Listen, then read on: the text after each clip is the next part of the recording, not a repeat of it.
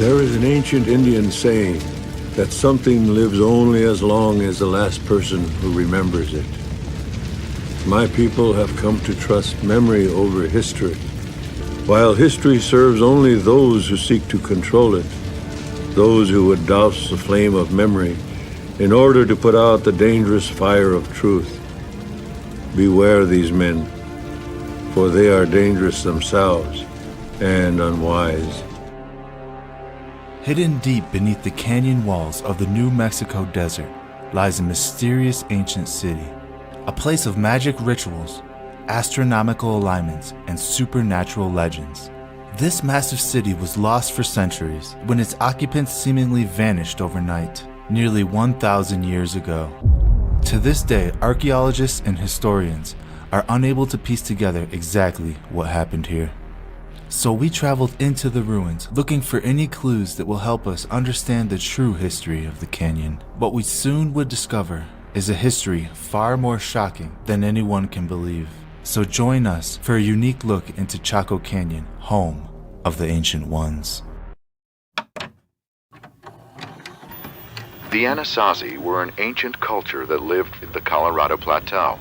No one knows why they built their fortified cities, but we do know that their entire civilization ended suddenly when they abandoned their homes. Some have speculated that the nature spirits worshipped by the Anasazi became destructive demons when the community ceased to maintain their sacred laws. These beings terrorized the population, often appearing to children before taking them away forever.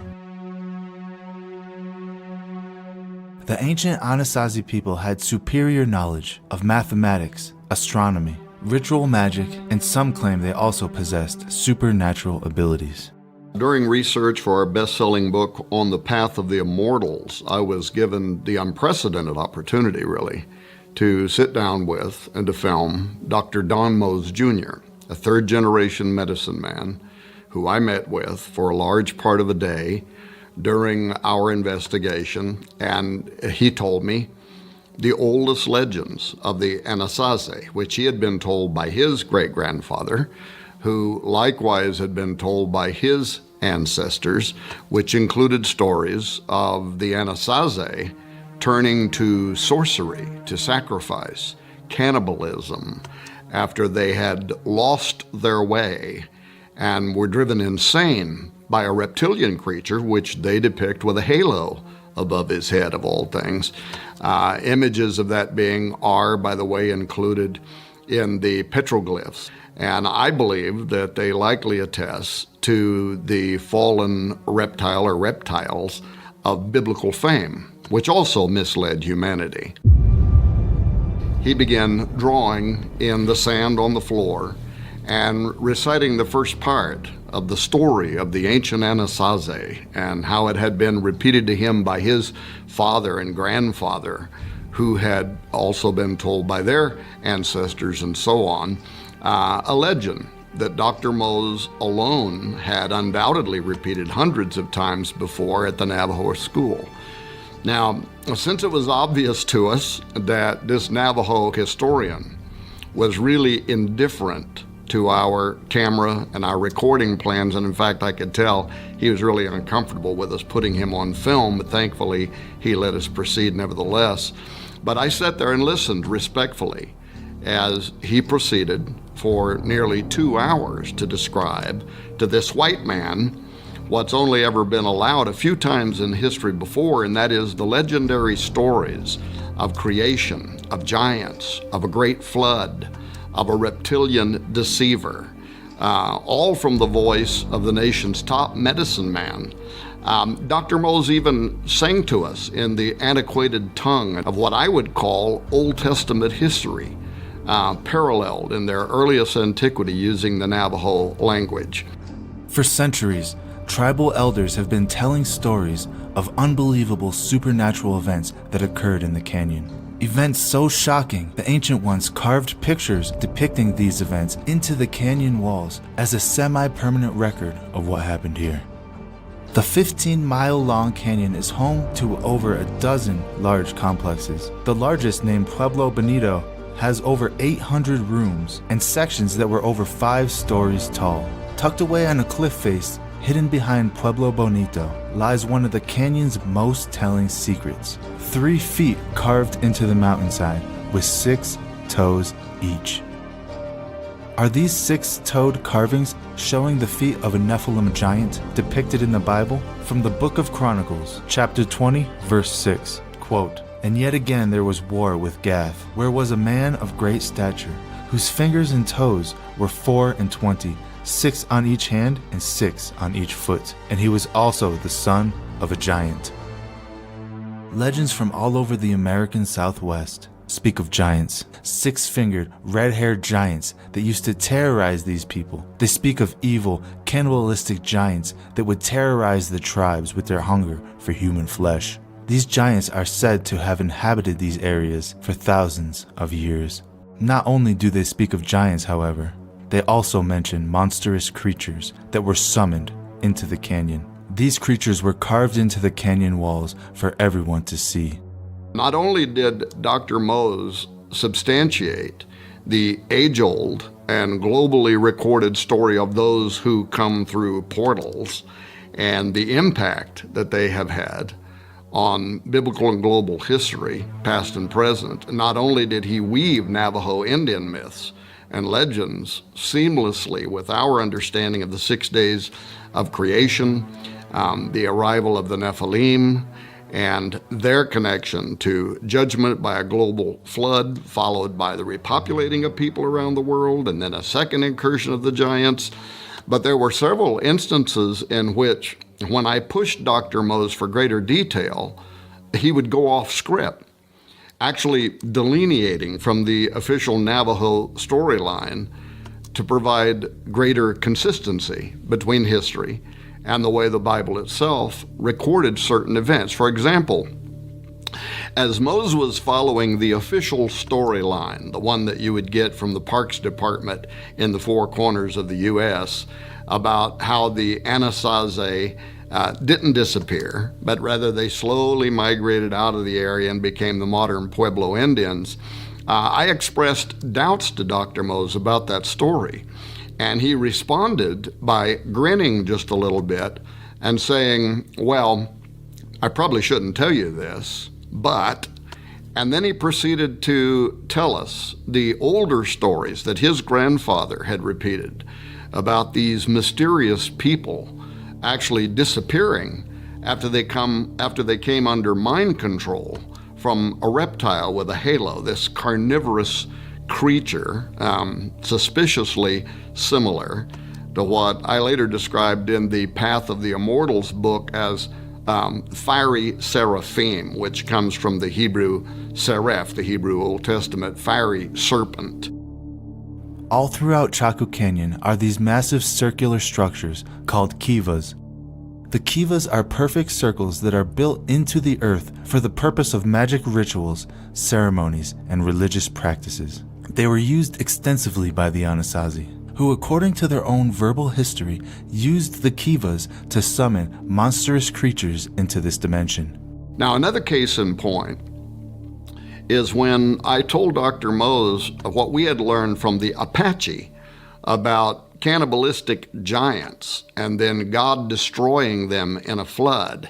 And he looks right into the camera and he says, "Oh, yes." And then he reaches over and he picks up this illustrated book that he had authored that's used in the Navajo Nation schools and libraries. And he opened to show us an artist depiction of a giant that had stood between 30 and 40 feet tall. And then he starts saying there was this time when the earth was infested with such great giants and alien gods that came down and destroyed and ate the people. Some of them were in human form. Others, he said, were monsters like human-animal hybrids, which I think the Old Testament also describes. And then he followed that story with the famous Navajo legend of the White Shell Woman, who gave birth to 2 of the most important characters in Navajo mythology, the twin miracle-performing sons, one of whose names literally translates slayer of alien gods, and his twin brother. And together, those two great warriors, killed many of the giants, hybrids, and the monsters that were destroying mankind. As Dr. Mose described these ancient tales, I couldn't help but think of David killing Goliath, and then later other giants with his mighty men. Then there was a point where Mose paused, and he said, you know, when the Christian missionaries first came to America and told our people their stories of the giants and the great flood, he said, we smiled and let them know that we already knew these stories, that they had been told to us long ago by our own ancestors. We know that the ancient ones used petroglyphs in order to document their history and events that happened to them. Petroglyphs like this, the spiral. The spiral is found over and over again in almost every ancient culture worldwide. The spiral symbol can be found from the jungles of Peru to the frozen tundras of Siberia. The spiral can be seen as a symbol of a portal, an interdimensional portal used by entities as a transport between worlds. This is evident by the petroglyphs and the stories they tell. Now, let's take a look at some of the petroglyphs we found during our exploration of Chaco Canyon. What we see here are depictions of supernatural creatures coming directly out of the spiral and manifesting themselves in our reality. Over and over again, we see the same imagery carved into the walls. Literal monsters emerging from these spirals, and oftentimes you can see they are still connected to the spiral, and other times they're standing right next to it. You also see images of humans getting sucked into the spiral upside down, and on the other side emerges a monster. This is a common theme throughout the canyon, and these depictions can be found at numerous petroglyph sites in Chaco Canyon, and they all seem to be telling us the same exact story. During our investigation of the canyon, we came across several interesting petroglyphs, depictions of monsters, dragons, gray aliens, and weird-looking beings. But I never found what I was looking for.